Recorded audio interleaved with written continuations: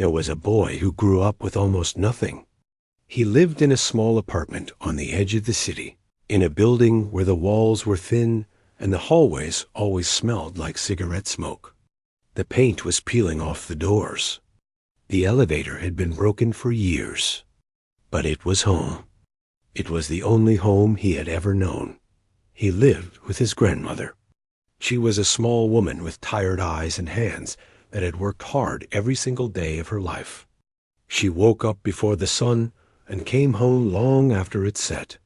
She worked 2 jobs just to keep the lights on and food on the table.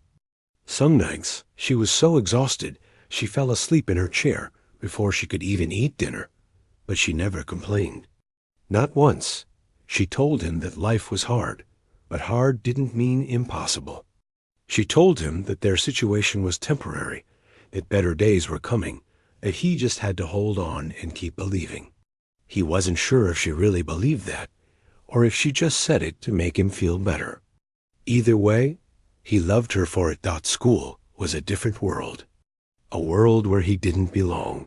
He was the kid who wore the same clothes too many times in a row, a kid whose shoes had holes in them, the kid who brought the same cheap lunch every day because that was all they could afford. Other students noticed. Kids always noticed things like that. They didn't bully him in an obvious way.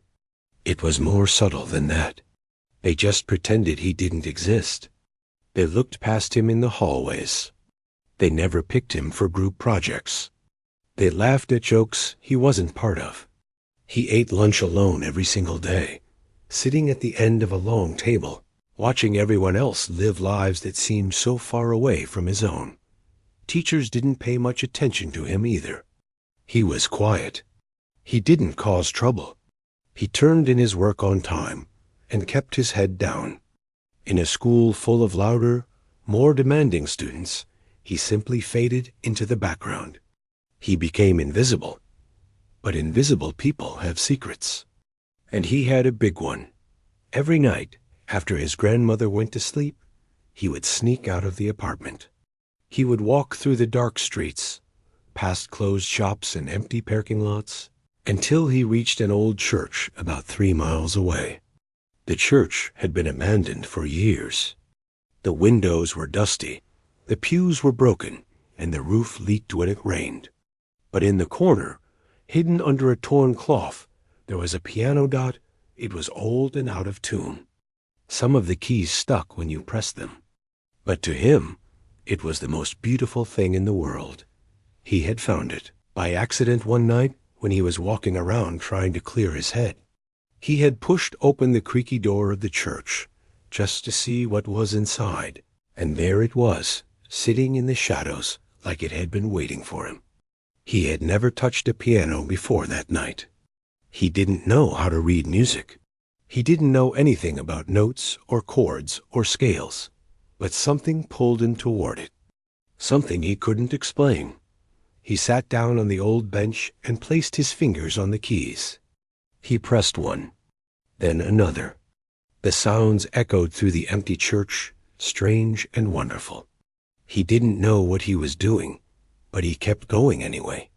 That night, he stayed for hours. After that, he came back every single night. He taught himself to play by watching videos on his phone. The screen was cracked, and the battery barely lasted an hour, but it was enough. He would watch a video, memorize what he saw, then walk to the church and try it on the piano. Over and over again. Night after night.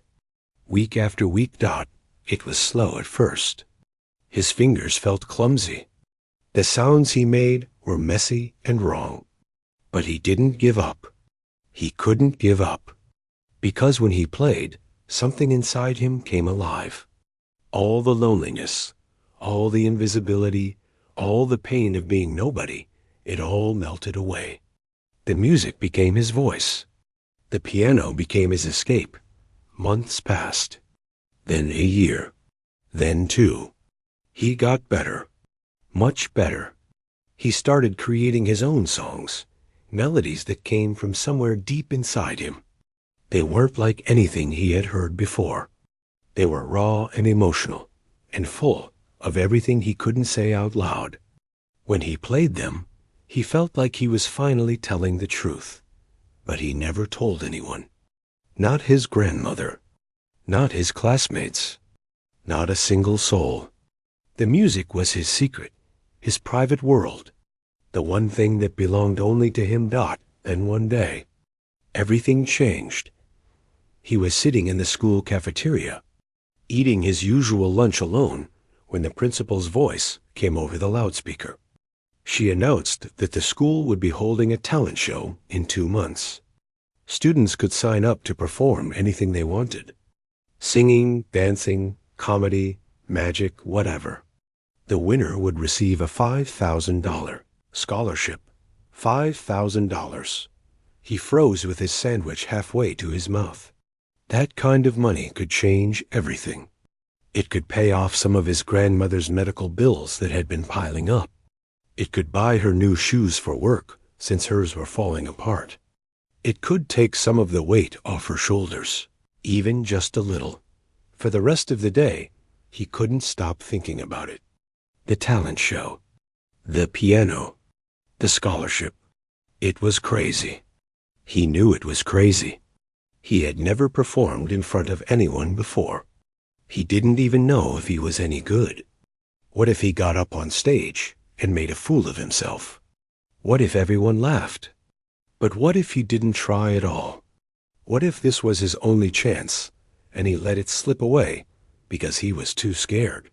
That night, he walked to the church like he always did. He sat at the piano and played for hours. But this time was different. This time, he wasn't just playing for himself. He was imagining what it would feel like to play for others. To be seen, to be heard, to matter. By the time he walked home, he had made his decision. The next morning, he went to the main office before classes started. A sign-up sheet for the talent show was pinned to the bulletin board. He picked up the pen with a shaking hand and wrote his name at the bottom of the list. He didn't notice the group of students standing nearby, watching him. He didn't hear them whispering and laughing. He didn't see them nudge each other and point at the poor boy who actually thought he had something to offer. But he would find out soon enough, because the moment he walked away from that bulletin board, the whispers began to spread. By the end of the day, the whole school knew. The invisible boy, the one nobody cared about, the one with the worn-out shoes and the second-hand clothes, had signed up for the talent show, and everyone was already laughing. He heard them in the hallways. He saw their looks. He felt their judgment pressing down on him like a heavy weight. One boy walked up to him and asked what he was going to do on stage. When he said he was going to play the piano, the boy laughed so hard he almost choked. That night, alone in the abandoned church, he sat at the piano and stared at the keys. Doubt crept into his mind. Maybe they were right.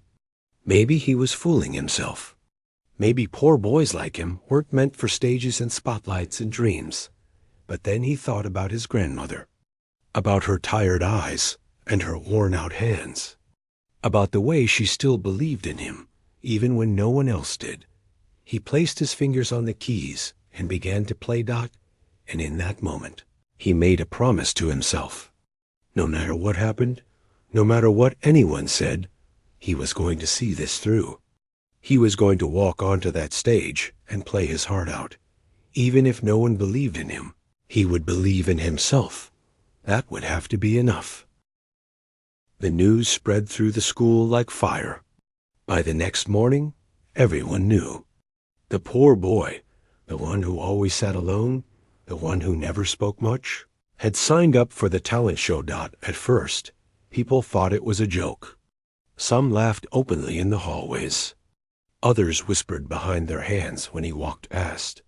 A group of boys from the football team stopped him near the lockers and asked what he was planning to do on stage. When he quietly said he would play the piano, they burst out laughing. One of them said he probably couldn't even afford to touch a piano, let alone play one. He didn't respond. He just picked up his bag and walked away. But inside, every word cut deep. He had spent years being invisible, and now suddenly everyone saw him, but only to make fun of him. The days that followed were hard. In class, he could feel eyes on him. Students would look at him and then look away, smiling to themselves. A girl in his English class asked him loudly if he was really serious about performing. When he nodded, she rolled her eyes and told her friend that some people just loved embarrassing themselves. He tried not to let it get to him. Every night, he still walked to the old church. The piano was waiting for him, dusty and worn, but still beautiful.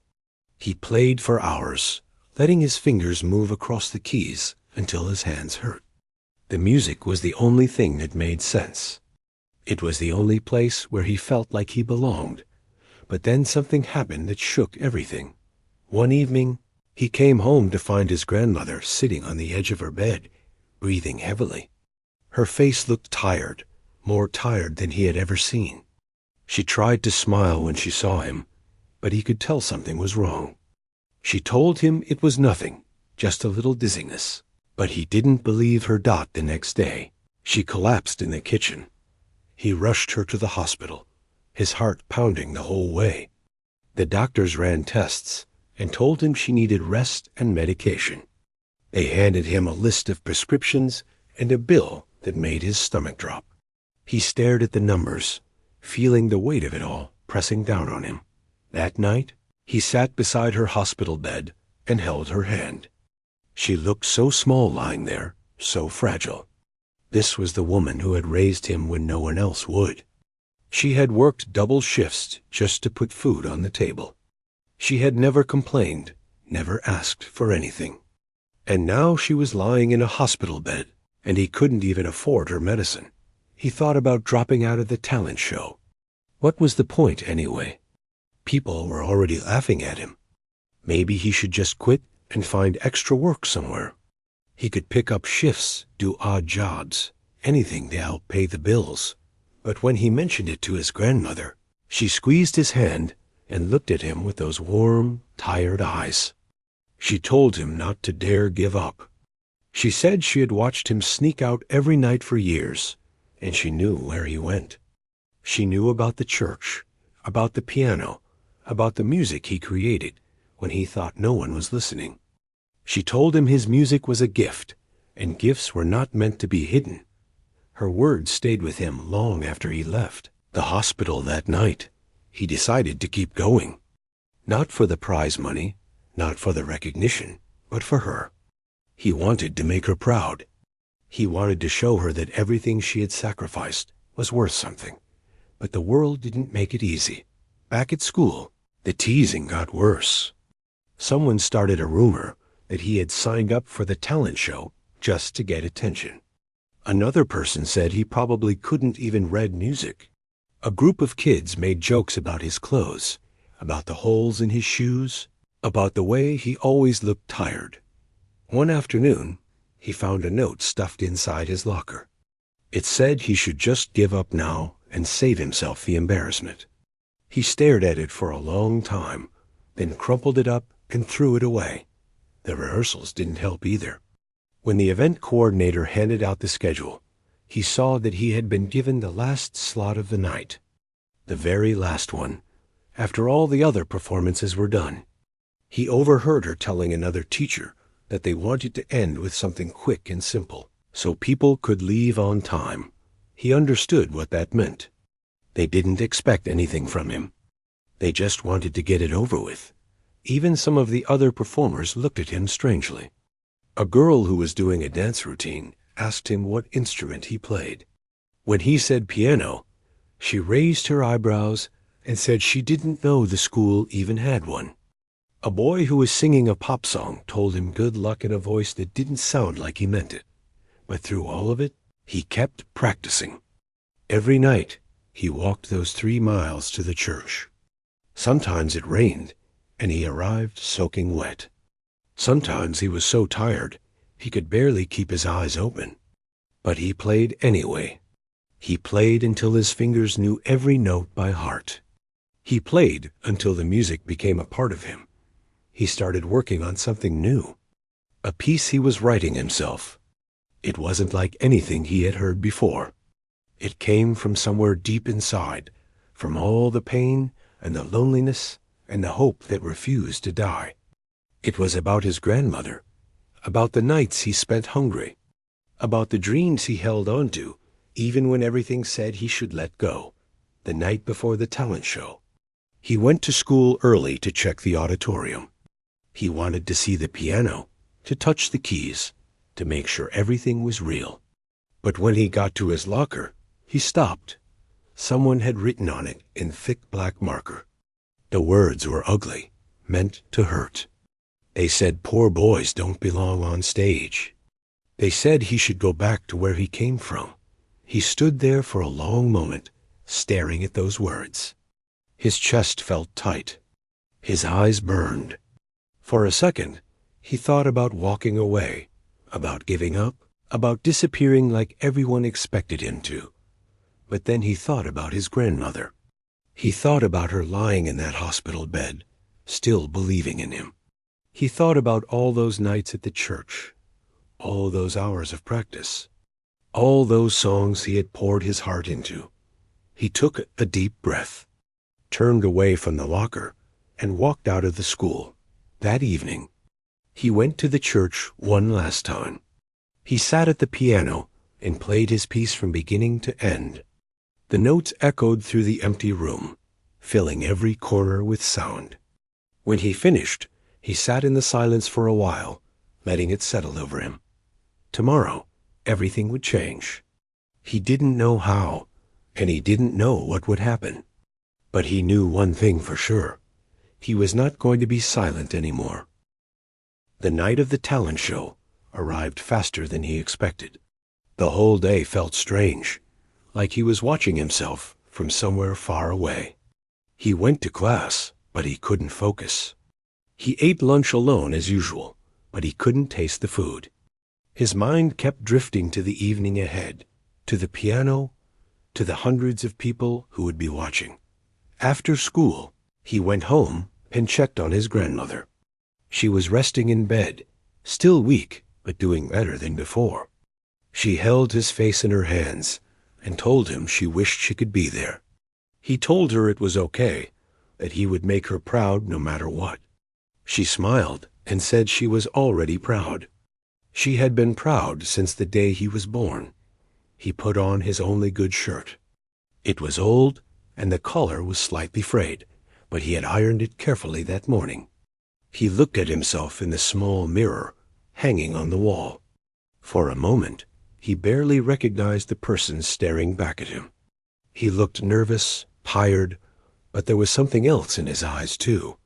Something that hadn't been there before. He took a deep breath and left for the school. The auditorium was already filling up when he arrived. Parents sat in rows with their phones ready to record. Students clustered in groups, talking and laughing. Teachers walked around making sure everything was in order. The air buzzed with excitement and nervous energy. He found a spot backstage and waited. Other performers were warming up around him. A girl practiced her dance moves in the corner. A boy tuned his guitar quietly. A group rehearsed their song one more time.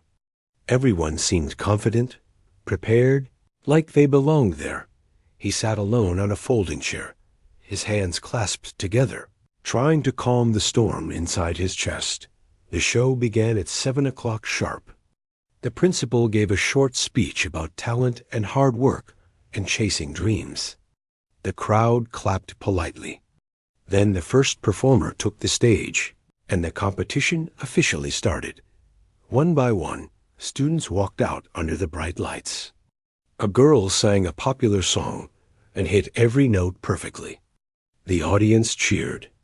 A group of boys performed a hip-hop dance that got everyone clapping along. Twin sisters played a violin duet that earned a standing ovation from the front rows. A boy did magic tricks that made the younger kids gasp in amazement. Each performance was polished and impressive. Each one received loud applause and proud smiles from family members in the audience. He watched from backstage, feeling smaller with every act that passed. The hours crawled by. His slot was last, just as he expected. By the time the second-to-last performer finished, it was already late. He could see people in the audience checking their watches. Some parents started gathering their things, ready to leave as soon as their children were done. Then the announcer called his name. He stood up slowly. His legs felt heavy, like they were made of stone. He walked toward the stage, and as he stepped into the light, he heard it. The whispers. The shuffling. A few people near the back actually stood up and started walking toward the exit. Someone in the middle rows muttered something he couldn't quite hear, but the tone was clear enough. They didn't expect anything. They just wanted to go home. He walked to the piano and sat down on the bench. The instrument was old, not as nice as the one in the church, but it would do. He placed his fingers on the keys and felt their cool surface beneath his skin. For a moment, everything went quiet inside his head. He closed his eyes. He thought about his grandmother lying in that hospital bed. He thought about the nights he walked through rain and cold just to play. He thought about the words on his locker, the laughter in the hallways, the looks that told him he was nothing. And then he began to play. The first note rang out clear and soft. It floated through the auditorium like a whisper. Then came another note, and another, building slowly into something bigger. The melody was gentle at first, almost fragile, like a heart learning to beat again after being broken. People who were leaving stopped. They turned around, confused, curious. The whispers faded. The rustling died down. One by one, heads turned toward the stage. He didn't notice. His eyes were still closed, his fingers moving on their own, guided by something deeper than thought. The music poured out of him like water breaking through a dam. It carried all the pain he had never spoken, all the loneliness he had swallowed, all the hope he had held on to in the darkest nights. The piece shifted. It grew stronger, more urgent. The notes came faster now, crashing into each other like waves against rocks. There was anger in the sound and sadness, and something fierce that refused to be ignored. It was the story of a boy who had been told he was worthless. A boy who had believed it for so long. A boy who was finally fighting back. In the third row, a woman covered her mouth with her hand. Her eyes glistened with tears. Beside her, a man who had been checking his phone put it down and stared at the stage. A teacher near the aisle wiped her cheek quietly. The music softened again. It became tender, almost like a lullaby. This part was for his grandmother, for the woman who had worked her whole life just to give him a chance, for the hands that had held him when he cried, for the voice that had told him he was enough, even when the world said otherwise. A girl in the front row, one of the same girls who had laughed at him in the hallway, sat frozen in her seat. Her eyes were wet. She didn't look away. He played the final section with everything he had. The notes rose higher and higher, filled with longing and release. It was the sound of someone breaking free, of chains falling away, of a voice that had been silent for too long, finally being heard. The last note hung in the air for what felt like forever. Then it faded into silence. He opened his eyes. For a moment, nothing happened. The auditorium was completely still. No one moved. No one spoke. He could hear his own heartbeat pounding in his ears. Then, somewhere in the back, someone started clapping. It was slow at first, hesitant. Then another person joined in. And another. And another. The applause spread like a wave across the room. People rose to their feet, one row at a time, until the entire auditorium was standing. The sound was deafening, overwhelming, unlike anything he had ever experienced. He looked out at the crowd and saw faces he recognized. The boys who had mocked him were standing too. Their expressions changed, softened. The girl who had rolled her eyes at him in English class was crying openly. Teachers who had doubted him clapped with their hands raised high. He didn't know what to do. He just sat there, his hands still resting on the keys, his chest tight with emotions he couldn't name. This moment didn't feel real. None of it felt real, but it was. He stood up slowly and gave a small bow. The applause grew even louder. Someone in the crowd shouted something encouraging. Others joined in, calling out words of praise and support. As he walked off the stage, his legs shaking, his heart racing, he felt something shift inside him. For the first time in his life, he didn't feel invisible. He didn't feel small. He didn't feel like the poor boy who didn't belong. He felt seen. And somewhere across town, in a small apartment with thin walls and old furniture, his grandmother sat by the window, looking up at the stars, somehow knowing that her boy had just changed his life forever. He stood backstage, still trembling. His hands wouldn't stop shaking. The sound of applause still echoed in his ears, even though it had stopped minutes ago. He leaned against the wall and tried to catch his breath, tried to understand what had just happened. People kept walking past him, looking at him differently now. Some nodded with respect. Others smiled warmly. A few even stopped to pat him on the shoulder or say something kind. It was strange. These were the same faces that had ignored him for years. The same people who had looked right through him like he didn't exist. Now they saw him. Now they wanted to be near him. He didn't know how to feel about that. The judges took their time deciding the winner. All the performers waited backstage, some pacing nervously, others sitting quietly with their families. He sat alone in the corner, just like he always did. But this time, the silence around him felt different. It wasn't the silence of being forgotten. It was the silence of people not knowing what to say.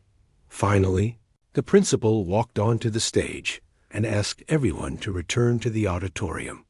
The performers filed out and stood in a line facing the crowd. He took his place at the end, his heart beating so hard he thought everyone could hear it. The principal gave a short speech about how difficult the decision had been. She talked about all the talent on display, all the hard work, all the courage it took to perform in front of so many people. Then she opened the envelope. When she read his name, he didn't react at first. He just stood there, blinking, like the words didn't make sense. People started clapping again, even louder than before. Someone nudged him forward. He walked toward the principal in a daze, his legs moving on their own. She handed him a certificate and a check for $5,000. She shook his hand and said she was proud of him. He thanked her quietly, his voice barely above a whisper.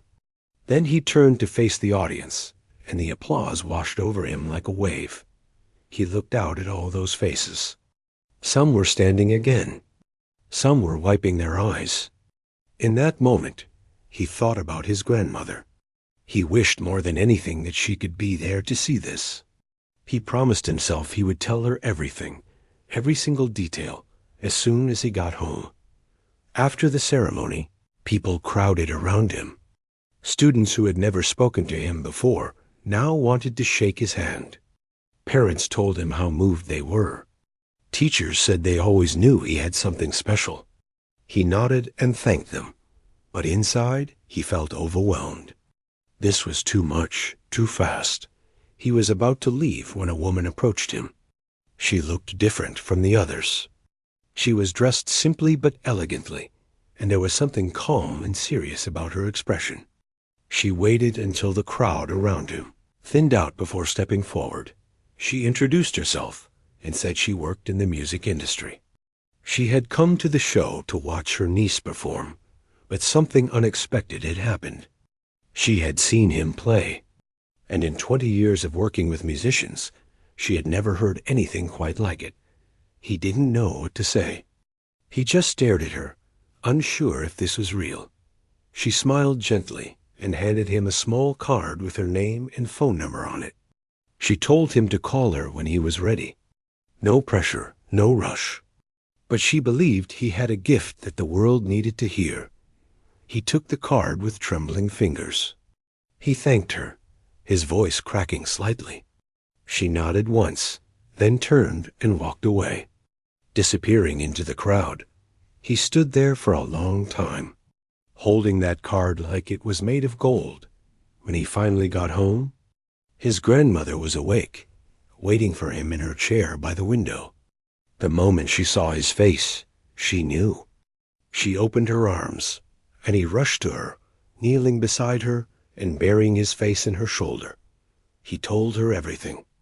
About the applause, about the standing ovation, about the scholarship. He showed her the certificate and the check. Her hands shook as she held them, her eyes filling with tears. She kept saying she was proud of him, over and over, like she couldn't find any other words. Then he showed her the business card. She looked at it for a long moment, then looked back at him. Her face broke into the biggest smile he had ever seen. She cupped his cheeks in her wrinkled hands and told him that this was just the beginning, that everything she had worked for, every sacrifice she had made, was worth it, that he was her greatest blessing. They stayed up late that night, talking and laughing and crying together. For the first time in a long time, the small apartment didn't feel so cramped. It felt full, full of hope, full of possibility, full of love. The next morning, something strange happened. His phone started buzzing. Then it didn't stop. Someone at the talent show had recorded his performance. They had posted it online with a simple caption about a boy nobody expected anything from. Within hours, the video had been shared hundreds of times. By the end of the day, it had been shared thousands of times. By the end of the week, millions of people had watched it. Comments poured in from all over the world. People wrote about how the music had made them cry. They shared their own stories of being underestimated, of being overlooked, of fighting to be seen. Parents tagged their children. Teachers shared it with their students. Musicians praised his raw talent and emotional depth. News outlets picked up the story. A local reporter came to interview him at his apartment. Then a bigger station called. Then another. His face appeared on screens across the country, the boy in the worn shirt who had moved an entire auditorium to tears. He didn't care about the fame. It made him uncomfortable, honestly.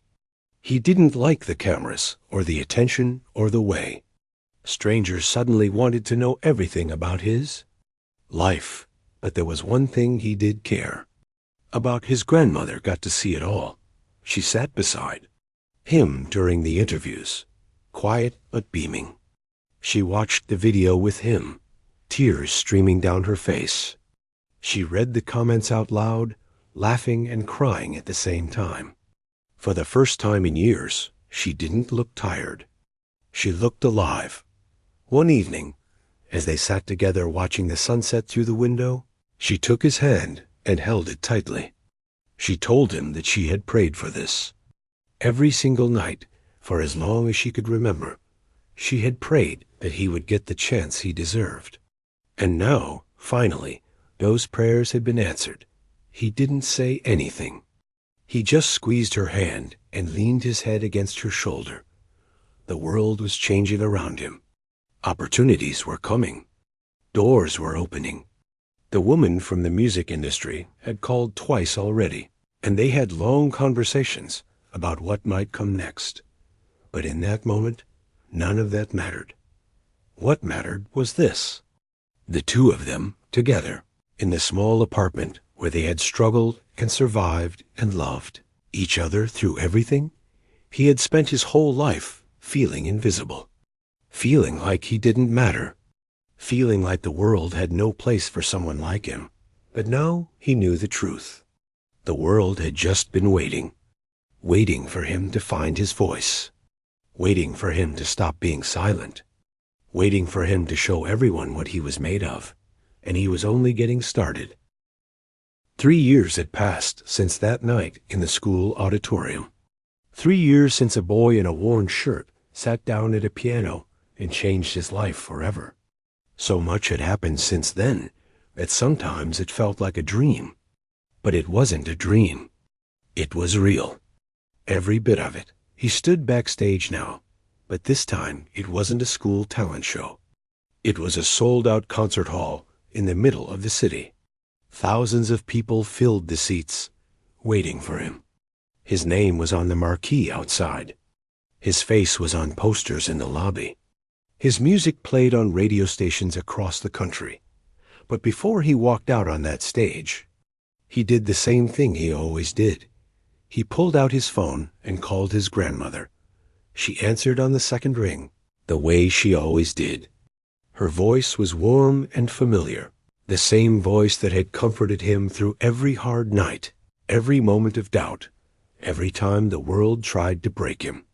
He held the phone to his ear and played a few notes on a small keyboard he kept backstage.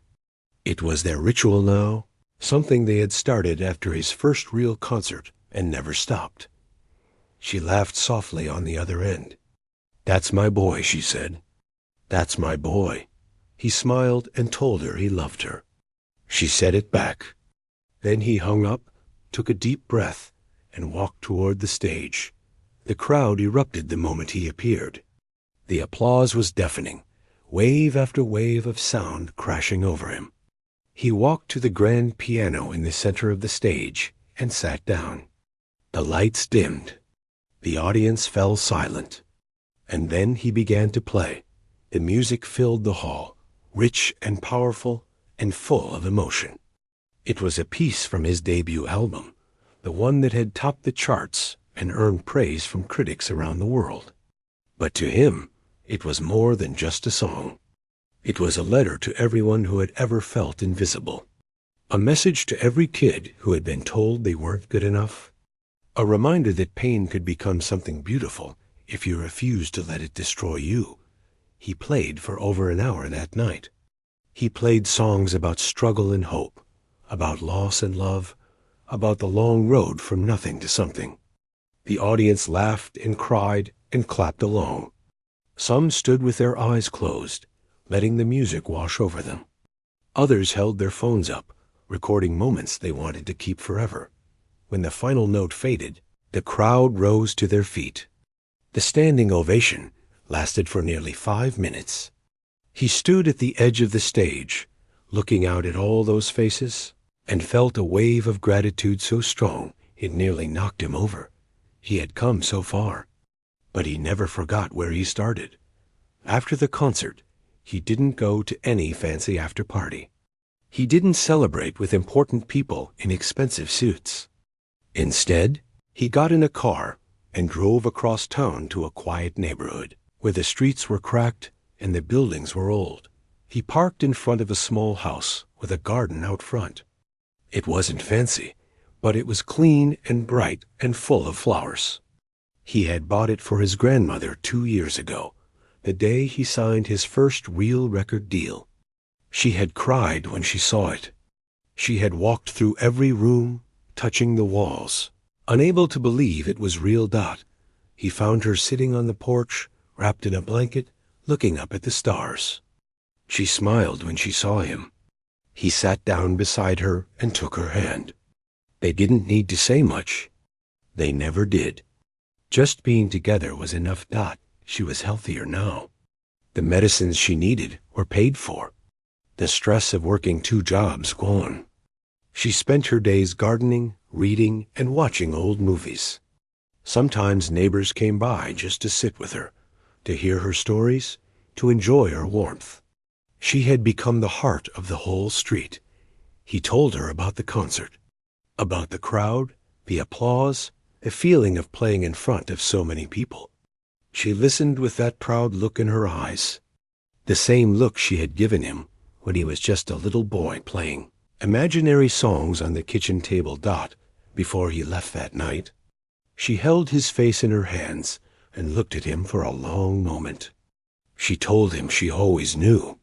From the very beginning, she knew he was meant for something great. Not because of talent or luck, but because of his heart. Because he never gave up, even when he had every reason to. He hugged her tight and promised to visit again soon. The next week, he went back to his old school, not for revenge, not to show off, but to find the kids who reminded him of himself. The ones who sat alone at lunch, the ones who wore the same clothes every day, the ones who had dreams but no way to reach them. He started a foundation that year. It provided music lessons, instruments, and scholarships to students who couldn't afford them. He visited schools in low-income neighborhoods and talked to kids about never giving up. He told them his story, the real story, with all the hard parts included. He didn't pretend it was easy. He didn't say success would come overnight. But he told them the truth, that their circumstances didn't define their future, that their voice mattered, that someone out there was waiting to hear what only they could say, that the kids listened. Some of them cried. Some of them came up afterward and hugged him. A few showed him songs they had written or instruments they were learning. He encouraged every single one of them. He saw himself in their eyes. Reporters often asked him about his success. They wanted to know the secret, the formula, the trick that had taken him from poverty to fame. He always gave the same answer. There was no trick. There was just a boy who had nothing but a dream, a grandmother who believed in him when no one else did, and a refusal to stay silent, no matter how loud the world told him to be quiet. He never forgot the words that had been written on his locker that night, before the talent show. Poor boys don't belong on stage. He thought about them sometimes, not with anger, but with gratitude, because those words had lit a fire in him. They had made him want to prove that belonging wasn't something anyone else could decide. It was something you claimed for yourself. Years later, when people asked him what his proudest moment was, they expected him to talk about awards or album sales or sold-out tours. But his answer was always simpler than that. His proudest moment was the first time his grandmother heard his music on the radio. She had been cooking in her tiny kitchen when the song came on. She stopped everything, stood completely still, and listened. When it ended, she turned to him with tears in her eyes and said, "The whole world can hear you now." That was all he ever wanted. Not fame, not money, just to be heard, just to matter, just to prove that the poor boy everyone underestimated had something worth saying. And now, every time he sat at a piano, he played like that boy in the abandoned church, hungry, hopeful, unbreakable, because that boy never really left. He was still there, in every note, in every song, in every standing ovation. And he always would be.